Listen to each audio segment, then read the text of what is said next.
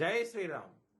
2022 నుంచి 2026 జూన్ వరకు మొత్తం 21 ప్రెడిక్షన్స్ అనేవి ప్రూవ్ అయ్యాయి. అవన్నీ కింద డిస్క్రిప్షన్లో ఇవ్వడం జరుగుతోంది. ఏ యూట్యూబ్ ఛానల్లోనూ ఇన్ని ప్రెడిక్షన్స్ అనేవి ప్రూవ్ అయినవి ఏ ఛానల్ లేదు.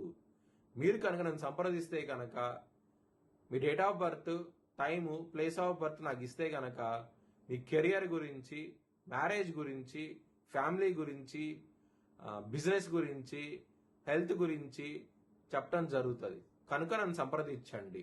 మకర రాశికి అధిపతి శని మకర రాశిలో ఉత్తరాషాఢ 2, 3, 4 పాదాలు, ధనిష్ట 1, 2 పాదాలు, శ్రవణ 4 పాదాలు ఉంటాయి. ఈ నక్షత్రం వాళ్ళందరూ నేను చెప్పే వార ఫలితాలు వర్తిస్తాయి. ఈ వారంలో మకర రాశి వారికి గురు రవి యోగిస్తున్నారు, తృతీయంలో శని యోగిస్తున్నారు, 3 గ్రహాలు యోగిస్తున్నాయి. 6వ స్థానంలో బుధుడు ఉన్నారు కాబట్టి పెసలు దానం చేయండి, మంచి ఫలితాలు ఉంటాయి. నరసింహస్వామి టెంపుల్కి వెళ్ళండి, మంచి ఫలితాలు చూస్తారు. బుధవారం రోజు ముఖ్యమైన పనులు స్టార్ట్ చేసి ఖచ్చితంగా విజయం సాధిస్తారు. సోమవారం రోజు మనం ముఖ్యమైన పనులు స్టార్ట్ చేయకండి, ఇబ్బంది పడే అవకాశం ఉంటుంది. మకర రాశి వారికి లగ్నాధిపతి శని తృతీయ స్థానంలో ఉన్నారు, గురు దృష్టి ఉన్నది కాబట్టి పేరు దృష్టిలో అధికంగా ఉంటాయి, చాలా సంతోషంగా అవుతే ఉంటారు. 2వ స్థానం రాహు ఉన్నారు, 2వ స్థానం తృతీయంలో ఉన్నారు. కుటుంబ పరంగా సమస్యలు ఉంటాయి. రాహు 2వ స్థానం ఉన్నప్పుడు ఖచ్చితంగా సమస్యలు తీసుకొస్తాడు, ఇబ్బంది పడే అవకాశం అయితే ఉంటుంది. లవర్స్ కి మాత్రం బ్యాడ్ టైం నడుస్తుంది, కొంచెం జాగ్రత్తగా ఉండండి, ఇబ్బంది పడే అవకాశం అయితే ఉంటుంది. చాలా జాగ్రత్త అంటూ ఎక్కువ తీసుకుని గొడవలు అయ్యే అవకాశాలు ఎక్కువగా ఉన్నాయి. ఆరోగ్యపరంగా సమస్యలు అధికంగా ఉంటాయి. ముఖ్యంగా మానసికంగా చాలా స్ట్రెస్ అనేది ఎక్కువ అవుతుంది. నిద్ర పట్టకపోవడం లాంటివి జరుగుతూ ఉంటాయి. శత్రువులు ఎక్కువగా ఉంటారు. కోర్టు కేసు విషయాల్లో వ్యతిరేక తీర్పు వచ్చే అవకాశం ఉంటుంది. కొంచెం ఇబ్బంది పడే అవకాశం అయితే ఉన్నది, కొంచెం జాగ్రత్తగా అయితే ఉండండి. సప్తమంలో గురువు ఉన్నారు కాబట్టి గురు దృష్టి అనేది ఎక్కువ, గురు బలం అనేది ఎక్కువగా ఉన్నది.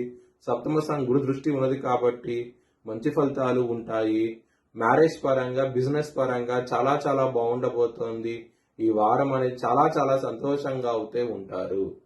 కెరీర్ పరంగా మాత్రం బ్యాడ్ టైం నడుస్తుంది, కొంచెం జాగ్రత్తగా ఉంది. ఎందుకంటే కనుక దశమాధిపతి అయిన శుక్రుడు 8వ భావంలో ఉన్నారు.